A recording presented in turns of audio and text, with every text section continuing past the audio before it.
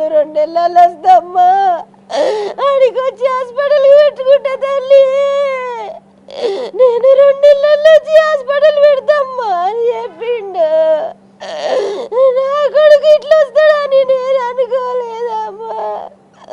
నా కొడుకు డాక్టర్ అని నేను మురిసిపోయినా.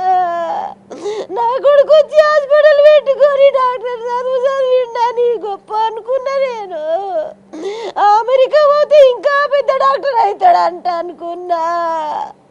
ఈ పరిస్థితి వస్తుందని నేను ఊహించుకోలేదు తల్లి. నా కొడుకు 8 రోజుల నుంచి ఇట్లనే ఉన్నాడు తల్లి. నా కొడుకు 8 రోజుల నుంచి నేను చూడలేదమ్మా.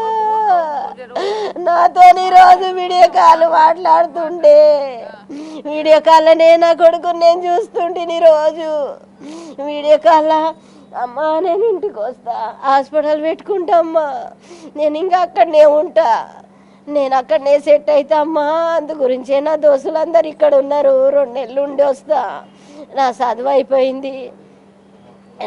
అయిపోయింది, గ్రాడ్యుయేషన్ తీసుకున్నా అని చెప్పిండు.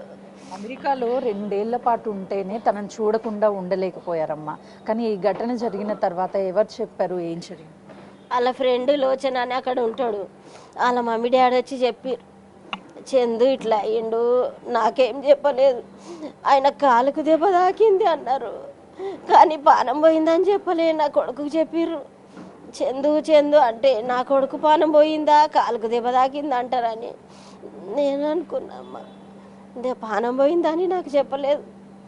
కాలుకు దెబ్బ తాకింది, షూట్ చేసిండంట అమెరికోడు అన్నారు.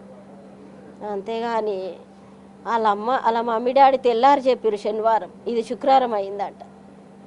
ఇంత కర్మయ్యో ఏ తల్లికి రావద్దమ్మా, ఏ తల్లికి ఇట్లాంటి దురదృష్టం రావద్దమ్మా.